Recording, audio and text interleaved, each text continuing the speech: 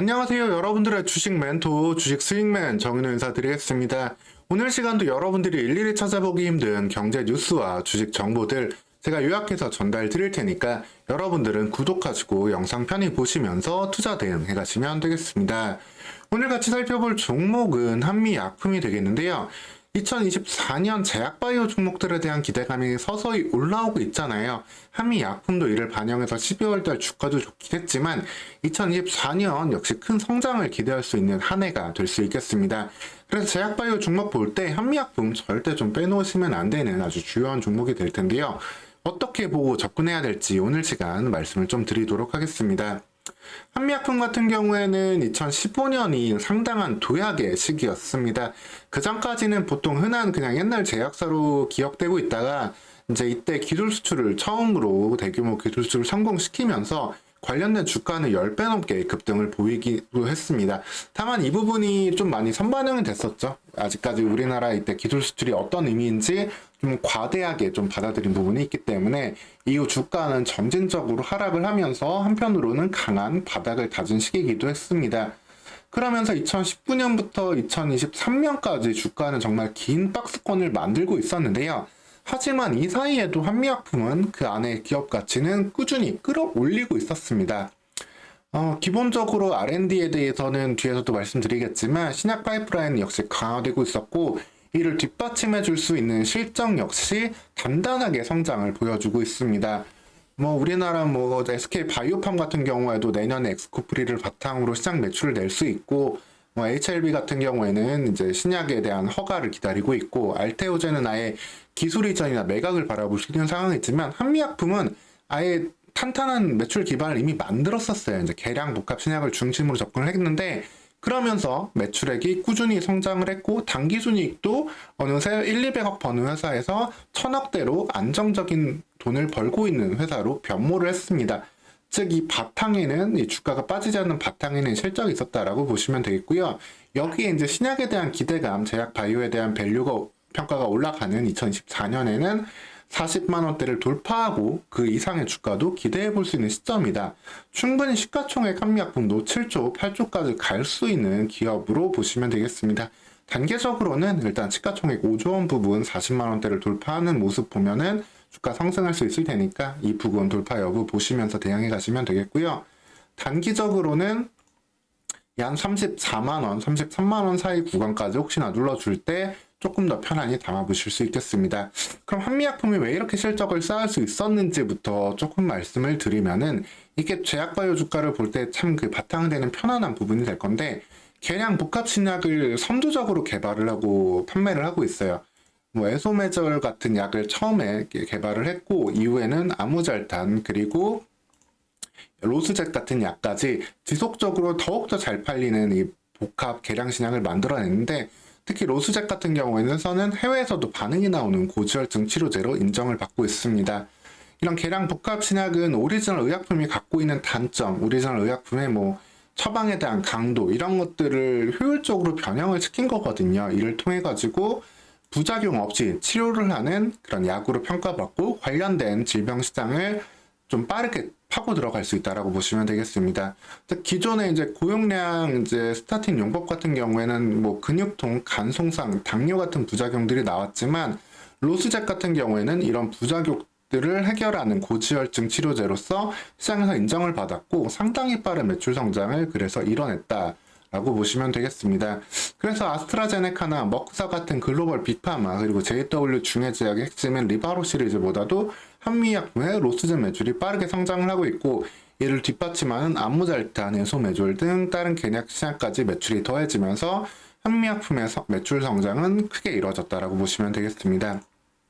그리고 한미약품이 이제 중국 시장에도 자회사를 두고 매출을 내고 있었는데 이 부분에 대해서도 우려가 좀 있었지만 이 북경음이 같은 경우에도 계속해서 중국 시장에서 안정적으로 자리를 잡아가지고 어느새 분기순이익이 계속해서 성장하는 모습을 여기서도 확인할 수 있다라고 보시면 되겠습니다.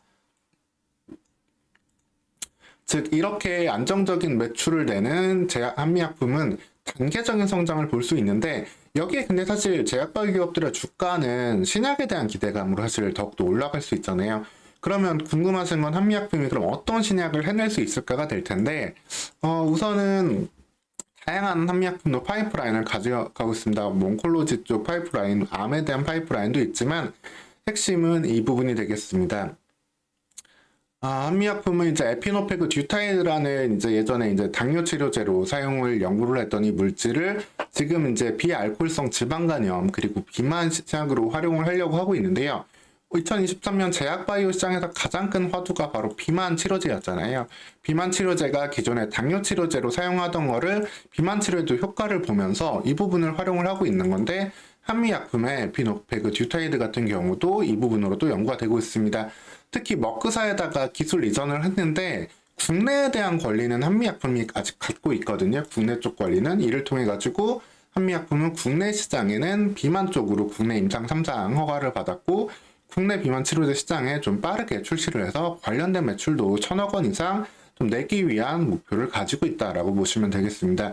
이 효과를 바탕으로 이제 글로벌 관련된 연구도 진행될 수 있을 것이다라고 보시면 되겠고요. 그리고 이 부분을 통해서 단기적으로는 비만 치료제로서의 모멘텀도 나오겠지만 사실 더 큰 시장은 이 NASH라고 불리우는 비알코올성 지방 간염에 있습니다. 이 비알코올성 지방 간염의 그 치료제 시장 규모는 연간 30조까지로 올라갈 수 있다라는 전망이 있는 매우 큰 시장입니다.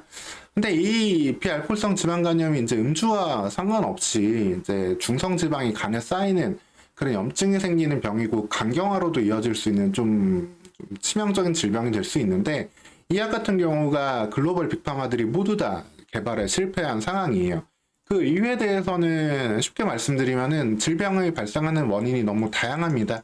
흔히 제약바이오에선 기전이라고 하고 다른 말로 이제 메커니즘이라고도 표현할 수 있는데 병이 발생하는 이유가 너무 다양하다 보니까 이렇게 되면은 그 이유들을 모두 잡기가 힘들어요. 일종의 안구건조증 역시도 기전이 다양하기 때문에 완전한 치료제가 없는 상황인데 이 비알코올성 지방간염도 다양한 병리 생태학적 발생 원인이 있어가지고 이를 좀 타겟팅을 잡기가 좀 어려웠던 상황입니다. 하지만 한미약품이 이번에 기술 수출해서 머크사랑 연구하고 있는 에피노페그 듀타이드 같은 경우에는 현재 2A 상까지 좀 유의미한 결과를 얻어냈고요. 현재 2B상을 2023년에 들어가가지고 관련된 결과는 2024년에 얻어낼 예정이다 라고 보시면 되겠습니다. 즉 2024년에 이 비알코올성 지방간염 해가지고 유의미한 결과, 그래서 3상으로 들어갈 수 있는 그 소식만 전해진다 하더라도 30조짜리 시장에 최초의 신약이 될 수 있는 가능성이기 때문에 한미약품의 주가는 예전에 2015년에 기록했던 주가까지도 그러면 충분히 기대될 수 있다라고 보시면 되겠습니다.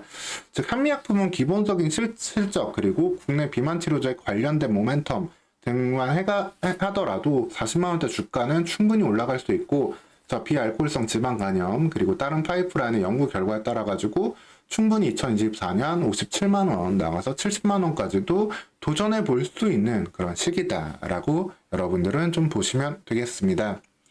그래서 참 좋은 기업이에요. 근데 이제 사람들이 기억을 하는 게 이때 워낙에 단기간에 폭등을 하고 크게 떨어졌던 그런 기억이 있다 보니까 다시 접근을 하는 데 있어가지고 조금 이제 주저하실 수도 있는 부분인데 하지만 중요한 점은 다시 말씀드리지만 이 횡보하는 기간 동안 바닥을 탄탄히 다져놨고 관련해서 실적도 크게 성장을 했습니다. 복합 계량 신약을 바탕으로 한 이 실적 그리고 내년도 비만 치료제와 비알코올성 지방간염 치료제 연구 결과에 따라서 충분히 다시 한번 강한 모멘텀 보일 수 있는 시간이기 때문에 최근의 상승 너무 이제 무서워하시지 마시고 다시 한번 접근해 갈 수 있는 상황이다 라고 보시면 되겠습니다.